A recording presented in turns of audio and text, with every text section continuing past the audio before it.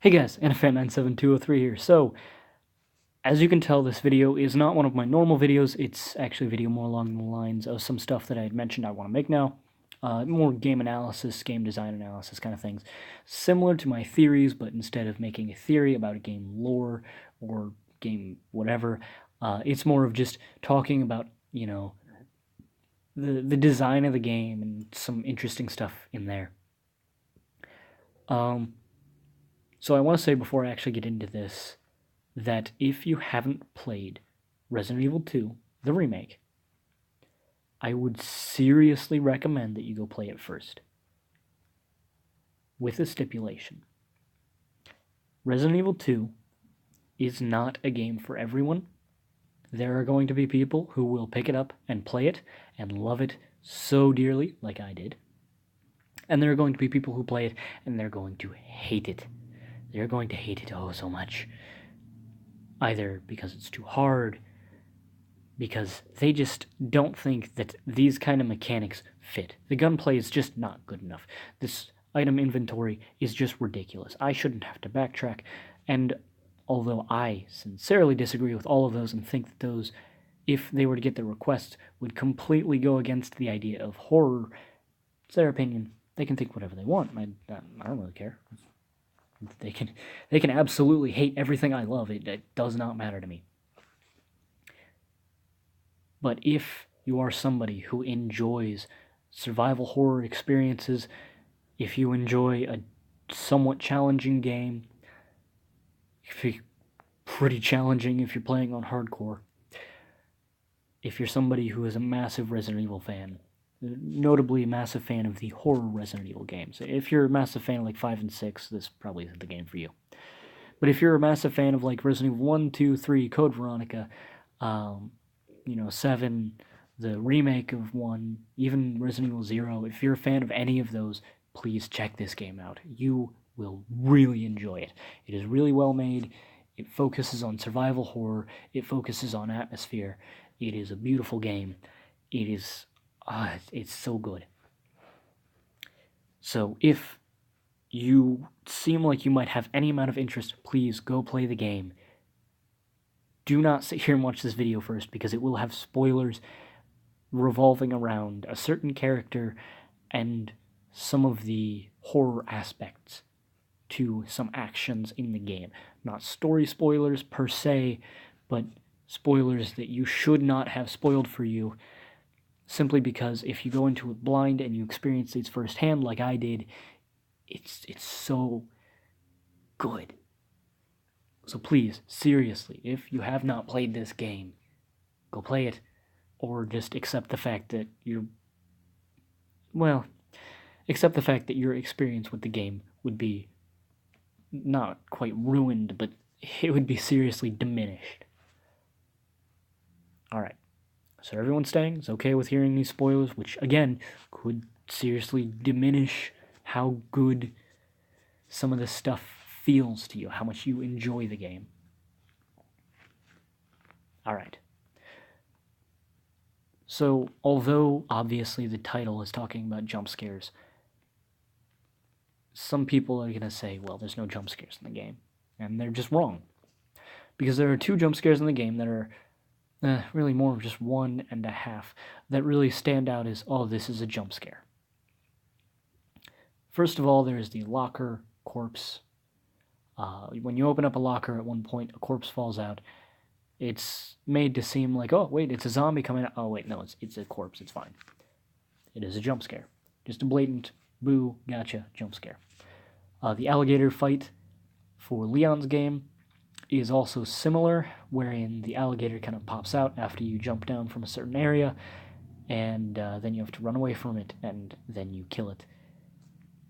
It's not as much of a jump scare, and I think it's kind of meh, but it's in there as well. There's also one other one with Chief Irons and Claire's game, but that starts to connect to some spoiler stuff. I'm not getting into that right now. I don't really want to touch on the story spoilers here. I'm just saying. The one that I really want to talk about is Mr. X. Now, there's 2 different ways Mr. X jump scares you. And the first one isn't that great. It's okay, but it's not that great. The second one is the entire reason Mr. X is scary, and it transcends being a jump scare to the point where nobody refers to it as a jump scare, though I do believe technically it is a jump scare. It is just what a jump scare is if you do it right and you don't limit yourself to just saying boo. So the first type is when he shows up in scripted scenes. Pushes helicopter out of the way, he shows up in the jail cell hallway, he grabs onto the elevator, he's chasing after, Claire and Sherry at that one point.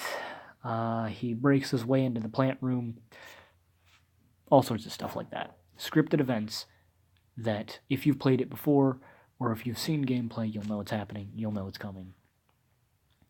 And then after that, it's just a Mr. X encounter at its purest. The encounter, of course, itself with Mr. X is great, as you are then forced to find a way to escape him very quickly, and it really helps with tension, in my opinion.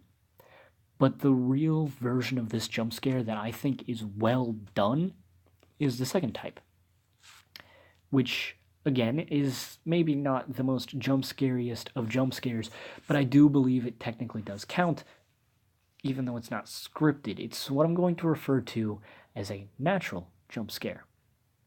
There may be a term out there somewhere for it, but I do not know of that term, so I'm going to call it a natural jump scare. Deal with it. Now, this natural jump scare is something very different. It's something that happens naturally in the gameplay. See, you may have been playing a game, say Far Cry 3, and you didn't notice that there was an animal there, the animal attacks you. That would be a natural jump scare. You didn't notice something because you were too busy dealing with other things, and this thing it was able to surprise you. And that happens in a lot of games, and mostly unintentionally, but with Mr. X, I really feel like it was very intentional. You see, how Mr. X works, other than the scripted sequences, is he will be walking around an area, for the most part the police station, but he does enter other sections of the game as well.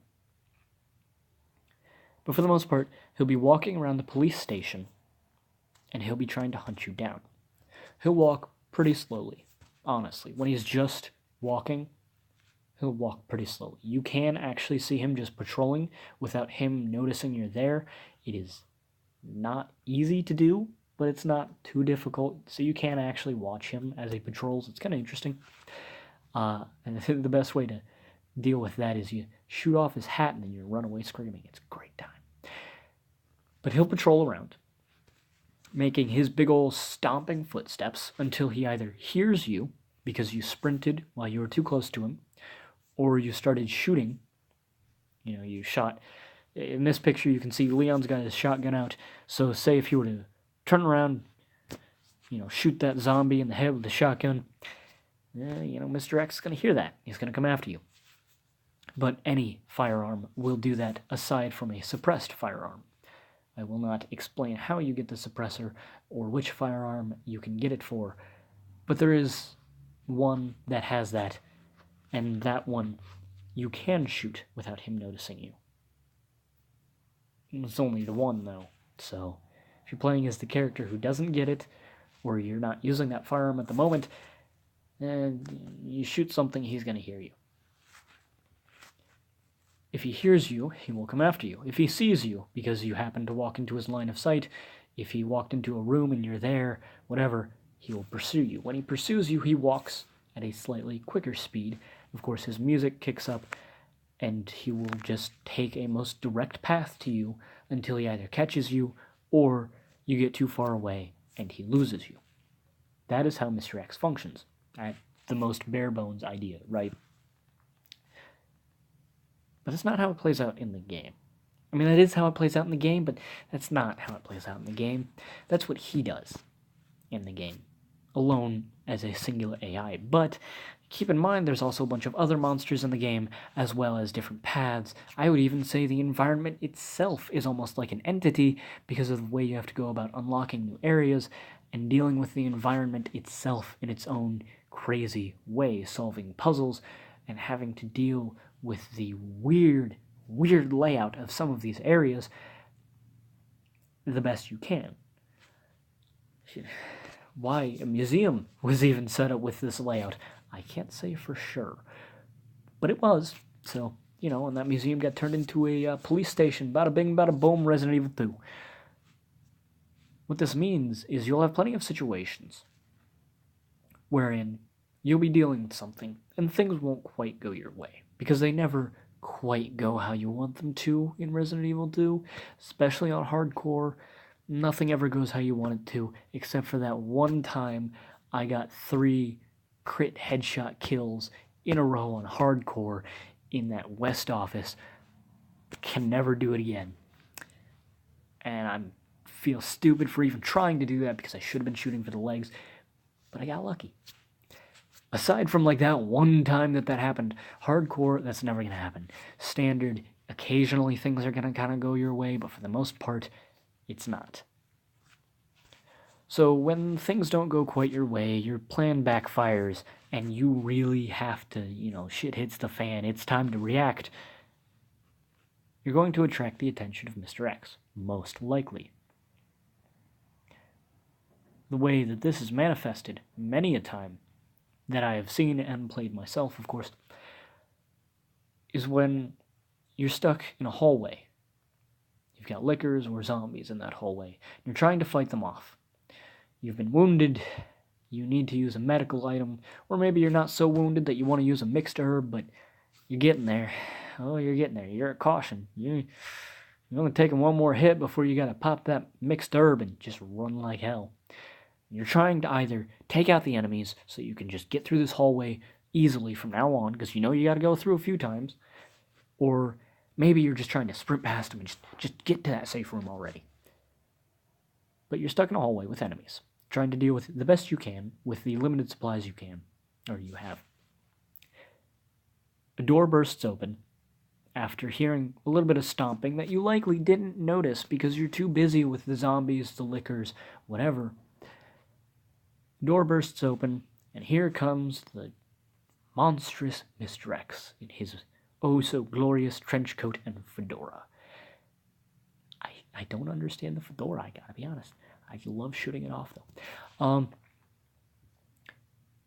That is, as far as I'm concerned, a jump scare. You do not see it coming.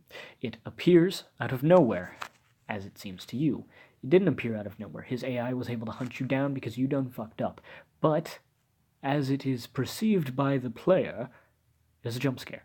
It surprises you, takes you off guard, and now not only do you have zombies, lickers, or both to deal with in this cramped-ass hallway where you've already maybe been wounded, maybe you gotta reload real quick, things aren't going quite the way you want them to, you now also have this, 8-foot-tall, big dude charging after you in the most intimidating walk in the entire game.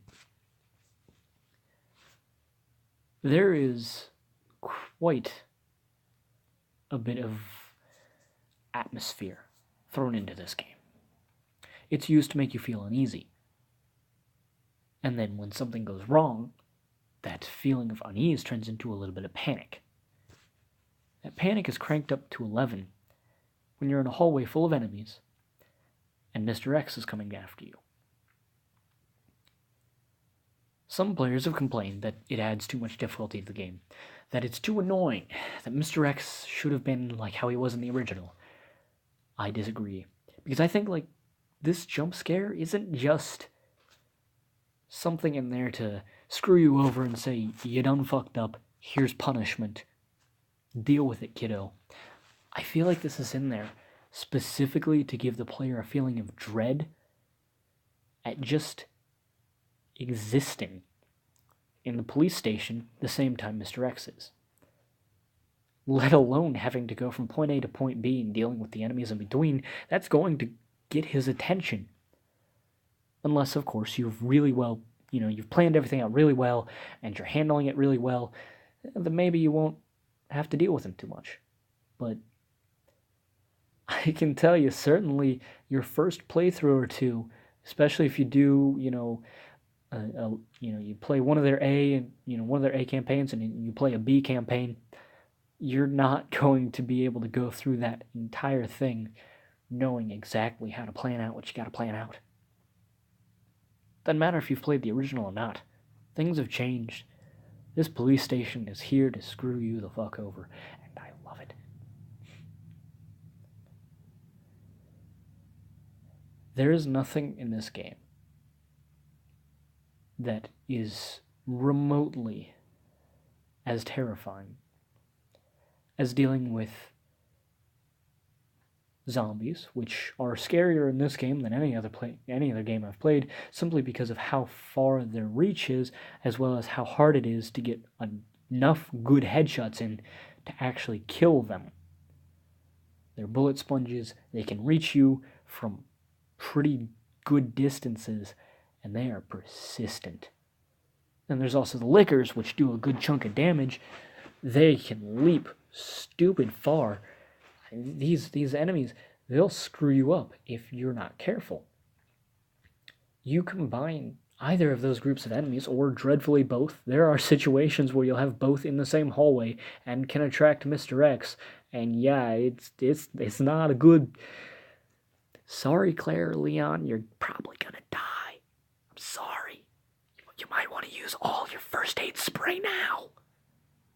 Or even better, you got a red, green, and blue herb. You're gonna want to pop that, get that damage reduction going, because it's gonna hurt.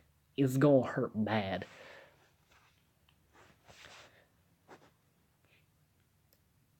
Although I certainly do feel as though some of you could argue that this is not a jump scare. This is just part of the gameplay. I feel like it is. I feel like it is, as I said, a natural jump scare, something that happens because of the gameplay, but it still surprises the player. It pops up out of nowhere. Well, seemingly nowhere. Difference is you can help to prevent this jump scare. You can't do that with your normal scripted jump scare, as well as, instead of it just saying, boo, I gotcha, the game then says, now deal with the mess you've created. That is what I feel true survival horror games excel at. Making the player feel dread and panic, depending on if they've already fucked up or not. Oh, you're trying to complete an objective, you're doing pretty well, you feel dread. Oh, no, you screwed everything up and everyone's after you and everyone's going to kill you. That's panic. That's why I feel as though Resident Evil 2, the remake, has done a glorious job with their naturalistic jump scares. They are fantastic, they will surprise you, and they make the RPD oh so much more terrifying. If you play the fourth survivor mode, it's all of that at once, along with the extra stress of, hey, you can't pick up any more supplies. Hope you use your supplies right. It's absolutely glorious, in my opinion. But I want to know what you guys think, because I do expect that some people are going to say, oh, that's not a jump scare. You know, it's just gameplay. It's not actually a jump scare. I expect that to be said by a number of people. So, what do you think? Comment down below, tell me what you think about this, and, tell me if you really think that that's a jump scare. Tell me what your thoughts are on Mr. X, because I want to hear what other people think about him. I obviously love him, and some other people not so much. Otherwise, I guess that's all for now. See you guys in the next video. Hope you've enjoyed this one. Goodbye.